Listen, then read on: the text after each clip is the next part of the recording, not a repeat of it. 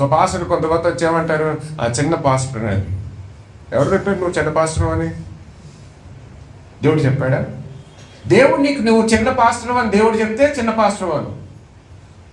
కానీ నాకు తెలిసి దేవుడు ఎవరితో కూడా చిన్న పాస్టర్ అని ఎప్పుడు కూడా చెప్పలేదు. చిన్న సంఘాన్ని పెట్టుకోని దేవుడు ఎవరికైనా చెప్పాడా? అంటే మరి 5 మంది వస్తున్నారండి, 5 మంది వచ్చిన నీ సంఘాన్ని ఎప్పుడు కూడా చిన్న సంఘం అనవద్దు. చిన్న సంఘం అనవద్దు, నీ చర్చ్ని చిన్న పరిచర్య అనవద్దు. దేవుడు ఎవరిని కూడా పిలుచుకున్నప్పుడు నేను నీకు ఒక చిన్న పరిచర్యను ఇస్తాను అని దేవుడు ఎవరిని పిలుచుకోలేదు. చిన్న పరిచర్య అనొద్దు, చిన్న పాస్టర్ని అనొద్దు.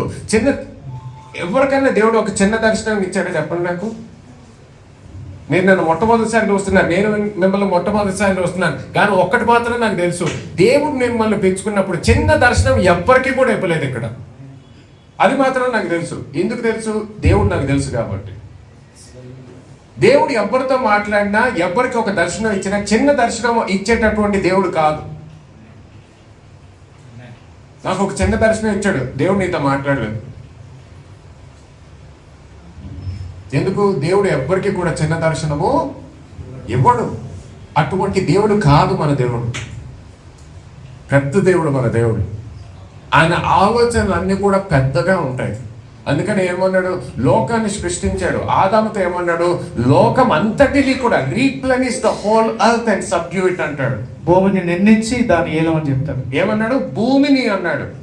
ఈ 2 ఎకరాలని అనలేదు, భూమిని అన్నాడు. అబ్రహాంతో మాట్లాడినప్పుడు ఏమన్నాడు? ఒక 10 కుటుంబాలకి నువ్వు ఆశీర్వాదకరంగా ఉండాలి అన్నాడా? లేదు. అనేక జనములకు, నేషన్స్, దేశాలకి, భూమికి. అందుకని ఆఖరికి యేసుక్రీస్తు వచ్చినప్పుడు కూడా ఆ యేసుక్రీస్తు ఎంతమందికి ఆయన జీవితాన్ని ఇచ్చాడు? ఉత్తి కేవలం ఇజ్రాయెల్ దేశానిక? కేవలం యూదులకా? ఎంతమందికి? లోకం అంతటికి. తర్వాత శిష్యుల్ని చూసినప్పుడు ఏమన్నాడు? ఎక్కడికి వెళ్ళమన్నాడు?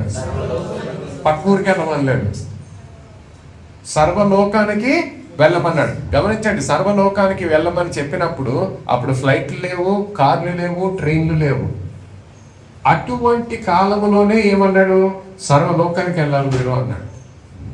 ఆ కాలంలోనే వాళ్ళకి సర్వలోకానికి వెళ్ళమన్నప్పుడు మనకి ఈ రోజు ఇంకా మనం ఎటువంటి పరిచర్య చేయాలి? ఈరోజు మనం